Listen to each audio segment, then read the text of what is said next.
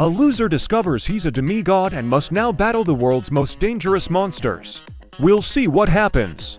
One dark night, the god Poseidon, ruler of all the seas, emerges from the water and gives a local fisherman a terrible fright. Of course, he's truly enormous. Poseidon takes the form of an ordinary man and ascends to the roof of one of New York's tallest skyscrapers. There, he meets the supreme god Zeus, who has also taken the form of a human. Zeus informs Poseidon that his lightning bolts have been stolen. This is his most powerful weapon and the main symbol of power. The supreme god is certain that Poseidon's son, Percy Jackson, did it. Zeus demands that the lightning bolts be returned to Mount Olympus within 2 weeks, before the summer solstice, or else war will break out between the gods. Percy Jackson is an ordinary 16-year-old boy. Or rather, not quite ordinary. He can stay underwater for a very long time. Much longer than anyone else. Percy goes to school, but learning is difficult for him. The problem is that he suffers from dyslexia. A boy lives in a small apartment with his mother, Sally, and her brash boyfriend, Gabe. One day, his class goes on a school trip to the Metropolitan Museum of Art. Percy learns the story of the 12 Olympian gods. He is being closely watched by his teacher, Mrs. Dodds. At one point, she takes him aside and transforms into the evil Fury Electa. She attacks Percy and demands he return the stolen lightning bolts. Our hero is saved by his best friend Grover and his Latin teacher, Mr. Brunner. They scare off the Fury. Mr. Brunner says Percy needs to be hidden immediately, and he hands the guy a pen, declaring it's a super powerful weapon. Percy and Grover leave the museum and return home together. There, our hero starts a fight with Gabe, and his best friend helps him. The boys pick up Percy's mom and quickly leave the apartment. They head to Camp Half-Blood. A cow falls out of the sky in front of their car, causing it to crash and flip over.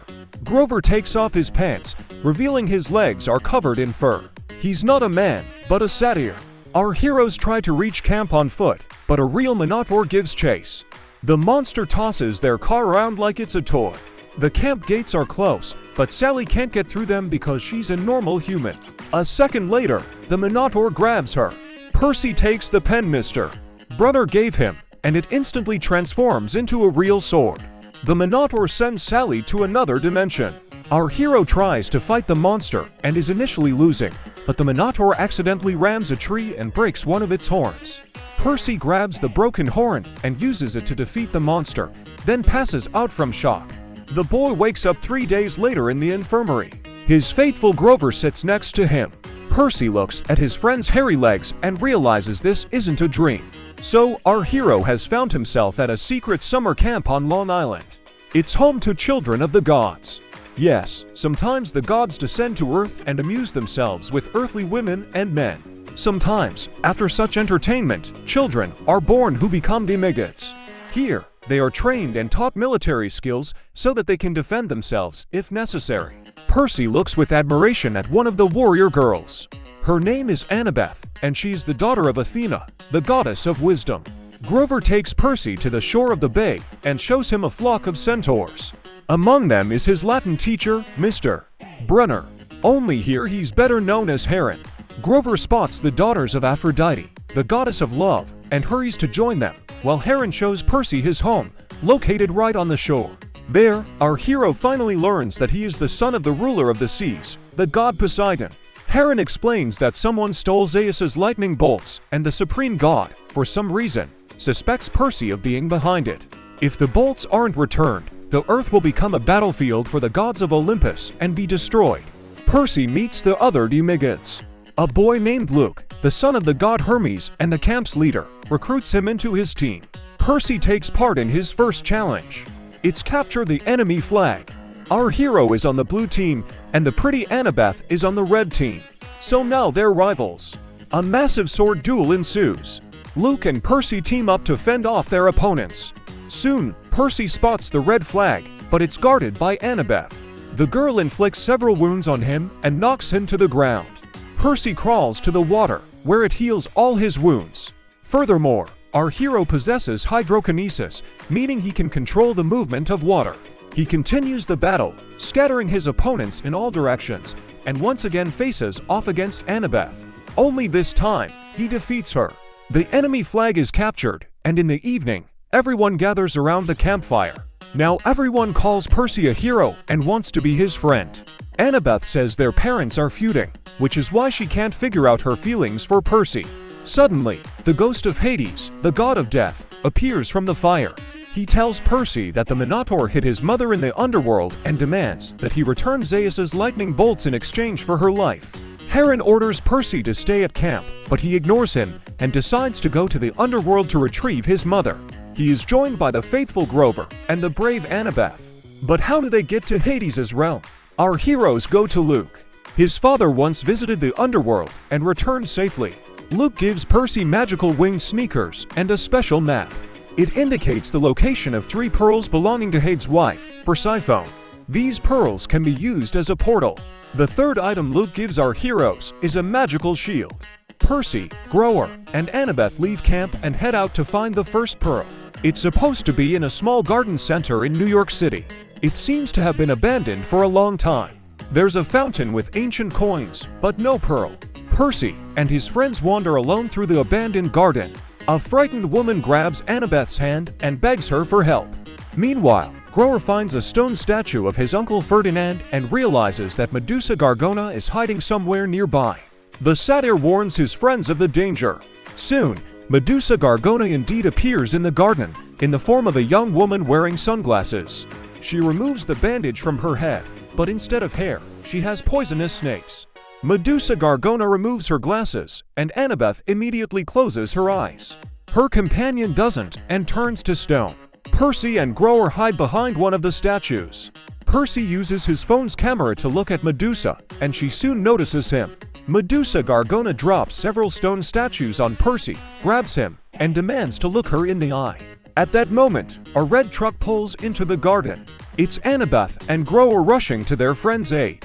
Seizing the opportunity, Percy uses his magic sword and decapitates the monster. The boy notices the first pearl on Medusa's body and takes it for himself. He also decides to take the monster's head with him, as Medusa Gorgona's eyes still possess magical powers. According to the map, the second pearl should be in the Parthenon, located in Nashville. The road there is quite long, so our heroes decide to rest for a while. Percy restores his strength with water and then heals the cut on Annabeth's arm. He learns from the news that the media has issued a wanted notice for him. In the morning, our heroes continue their journey and reach the Parthenon. There stands a huge statue of Athena. A second pearl shines in her crown. It's 9 meters high. Percy and his friends return to the Parthenon at night, when there are no tourists. Using her crossbow, Annabeth knocks out the cleaners with tranquilizer darts, and Percy puts on his winged sneakers, takes a running start, and takes off. And although his coordination is poor, the boy still manages to retrieve the second pearl. 5 hypnotized guards appear in the building, demanding that Percy hand over Zeus's lightning bolts and transforming into a 5-headed hydra. This monster can breathe fire, like a real dragon. Percy uses his sword and Luke's shield to rip off all 5 heads of the hydra. However, for every head that is severed, 2 new ones grow back. Conventional weapons are useless against it. Percy manipulates the flow of water from a faucet to create something resembling a shield, while Grover grabs the jellyfish's head and uses it to turn the hydra into stone. Our heroes dine at a local cafe and learn that a giant thundercloud has formed over Europe and Asia. It's heading toward the United States and could cause catastrophic natural disasters. Percy looks at the map and learns that the third pearl is located in a Las Vegas casino called the Lotus. He and his friends immediately head there. The waitresses treat our heroes to the casino's signature dish, lotus flowers. Percy, Grover, and Annabeth eat them and fall into a trance. They forget about their mission, laugh a lot, have fun, place bets, dance, and don't think about time. Poseidon telepathically contacts Percy and demands that he no longer eat lotus flowers, as they have a negative effect on his psyche. The boy heeds his father's advice and soon notices the last pearl on the gaming table. Percy finds Annabeth and Grover and brings them out of their trance. Our heroes fight with the casino staff, who don't want to let them out. Percy manages to retrieve the third pearl, steal one of the rare cars, and escape from the Lotus with his friends. Our heroes discover they've been trapped in the casino for 5 days. They have only 1 day left to prevent a war between the gods. We need to go to Hades immediately. It turns out his underworld is in Hollywood. There, Percy opens a passage to the afterlife and descends there with Annabeth and Grover. They are met by a ferryman named Karen who, for a few coins, agrees to take them across the river Styx in his boat. There, our heroes are attacked by 3 Cerberuses, but are saved by Hades' wife, the beautiful Persephone. She leads Percy and his companions to her husband. He's currently in human form, but he can change his appearance at any moment. Hades demands that Percy give him Zeus's lightning bolts. Percy denies having any. He only came here to save his mother. Sally is indeed here. Hades notices one of the lightning bolts hidden in Percy's shield. More precisely, it's a hat shield, which means he's the thief Zeus is looking for. But Hades won't listen and wants to turn his guests over to the hungry souls. Cerberuses appear in the room. Persephone refuses to obey Hades and attacks her husband. After all, she doesn't truly love him. Afterwards, she rescues Percy and his companions. She gives our hero Zeus's lightning bolts and tells him to leave as quickly as possible. But there's a problem. There are 4 of our heroes, but only 3 pearls. Grover decides to stay with Persephone, as they have taken a liking to each other. Meanwhile, Percy, Sally, and Annabeth teleport to the Empire State Building, where all the gods of Olympus now reside. However, near the entrance, they are attacked by Luke. He confesses that he stole the lightning bolts because he wants to destroy Olympus, wipe out its inhabitants, and make the Demigods the new rulers of the world. Percy is forced to duel Luke. He dons the winged sneakers again, and part of the battle between the Demigods takes place in midair. Percy again uses his ability to control water to prevent Luke from attacking him with Zeus's lightning. With the help of Poseidon's trident, our hero finally defeats his rival. Percy, along with Sally and Annabeth, ascends to Olympus on a high-speed elevator. Meanwhile, the gods are arguing and preparing for battle. Percy appears with lightning bolts in his hands and returns them to Zeus. The supreme god declares a truce. Percy asks Zeus to free Grover from the underworld and speaks to Poseidon for the first time in his life. The boy is deeply offended by his father, but ultimately forgives him. Percy returns to Camp Half-Blood and, along with Grover and Annabeth, continues to train hard. What if they soon have to save the world again? Sally dumps the insolent Gabe. A man gathers his things, looks into the refrigerator, and sees the head of the Gargona jellyfish. Oops,